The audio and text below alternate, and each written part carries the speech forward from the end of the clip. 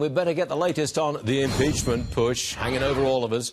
Senate Majority Leader Mitch McConnell just said he would have no choice but to take a look at impeachment if the House votes to charge the president. Well, just look who's here. The man I've known longer than any other person in the United States of America, that man on your screens is Lou Dobbs, the host of Lou Dobbs Tonight. Welcome back, Lou. An honor to be that fella. I've known you for 40 years. Do you realize that? You didn't have to get into that.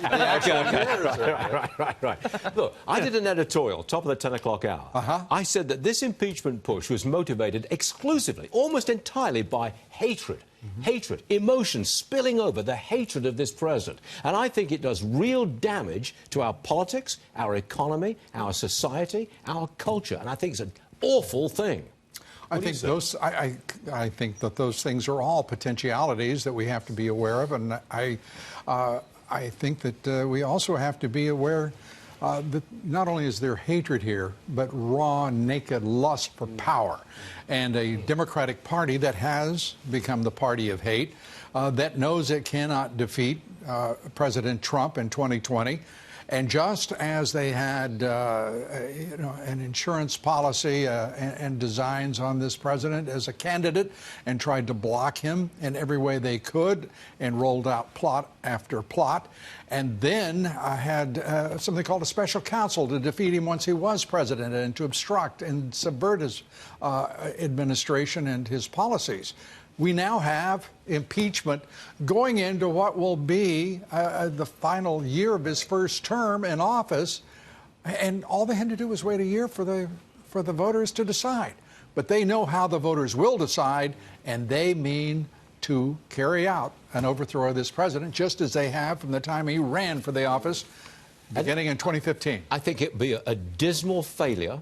And a dismal failure for the Democrats. I just don't think... I'm like you. I'm not particularly hurt, concerned, or bleeding for the Democrats who have proved themselves to be abject liars, to be absolutely bereft of any sense of responsibility. Look at what they've done in the first 9 months of this year. Taking power in the House, they have not passed one single constructive piece of legislation, let alone partnering with the executive and the Republicans in the Senate to do anything in public policy that is directed at the national interest.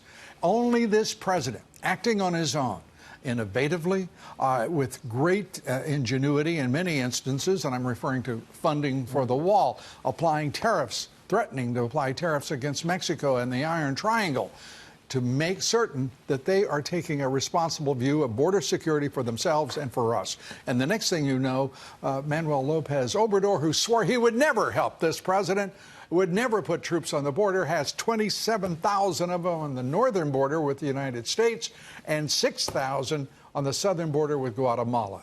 And it's a beginning of a new era for Central America and the United States. You know, we've been talking a lot on the show today about the American dream. Yeah. And I would like to acknowledge your role in my American dream. Oh, that's very cool. I worked for you from 1980 till about 1998. It was a while. It was a while, that's right.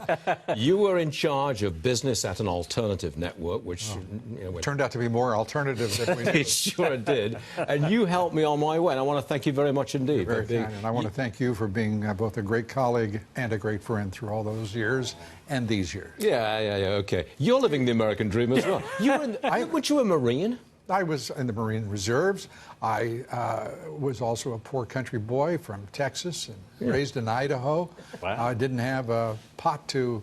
Yes. Well, I think we did, actually. But the reality is, you know, this country has been very, very good to both of us and millions, hundreds you went to Harvard, of others. Didn't you?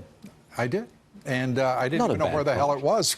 But I knew one thing. They had given me an ample scholarship that I wasn't about to turn it down. But the American dream is not dead. It's not dead. It annoys the hell out of me. But we've got people trying to kill it. Yes. And by the way, they're the same people foisting this impeachment nonsense without voting, mind you. But the other part of it is very simple. This is a referendum by the investors in this country on the prospects for that impeachment. They're saying that the Democrats are crazy as hell. acting irresponsibly and haven't got a chance in hell.